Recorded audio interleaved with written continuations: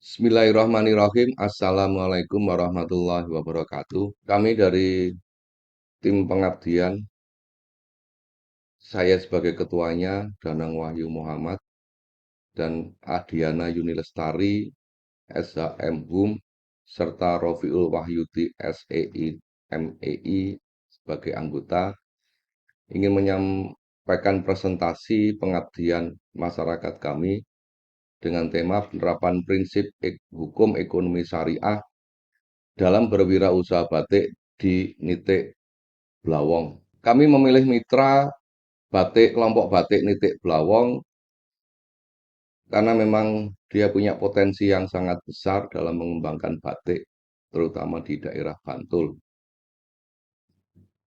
Kelompok batik Nitik Blawong itu beralamat di RT 13 Trimulyo Jetis Bantul yang didirikan dengan akta notaris nomor 6 tanggal 12 Juli 2019.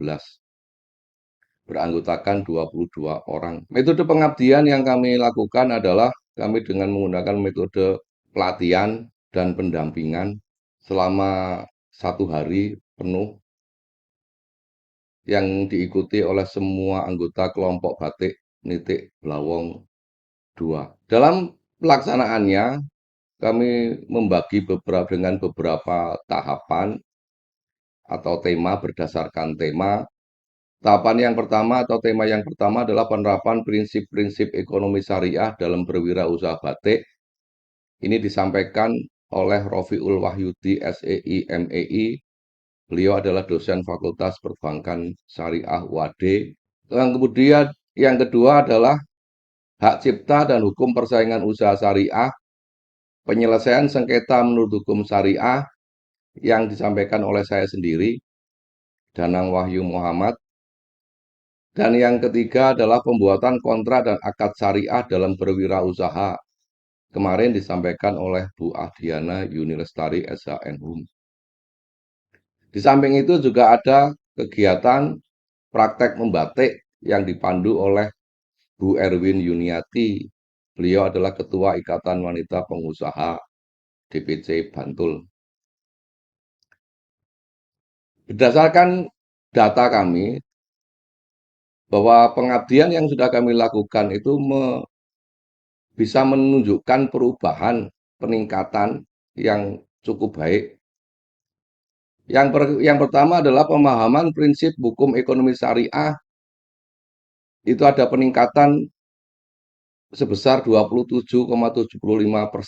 pemahaman dari anggota kelompok batik itu tadi. Kemudian yang kedua ada peningkatan pemahaman sebesar 5% yang berkaitan dengan pemahaman kontrak dan akad. Yang semula mereka tidak tahu atau kurang tahu, setelah kemarin dilakukan pengabdian, maka ada peningkatan pemahaman sebesar 5%. Yang ketiga adalah pemahaman tentang hak cipta dan hak paten. Di sana ada peningkatan sebesar 11,5% pemahaman dari anggota. Dan yang keempat adalah peningkatan sebesar 5% untuk penyelesaian sengketanya. Berdasarkan apa yang kami lakukan itu, kemudian kami bisa menyimpulkan bahwa pengetahuan peserta sosialisasi mengalami peningkatan. Meningkatnya pengetahuan setiap peserta yang mengikuti sosialisasi menjadi tolok ukur bahwa pengabdian yang dilakukan tidak stagnan dan dikatakan berhasil. Setelah dilakukan sosialisasi, anggota kelompok batik Nitik Blawong 2 mengetahui tata cara penjualan yang sesuai dengan prinsip syariah dan transaksi yang aman dengan menyusun kontrak. Anggota kelompok batik Nitik Blawong 2 juga mengetahui legal standing mereka ketika dihadapkan dengan sengketa yang bisa saja terjadi sewaktu-waktu. Anggota kelompok batik Nitik Blawong 2 juga akan segera mengurus hak paten mereka terkait dengan bentuk canting, khususnya yang dibuat oleh kelompok batik Nitik Blawong. Demikian presentasi yang bisa saya sampaikan. Kurang lebihnya mohon maaf. Assalamualaikum warahmatullahi wabarakatuh.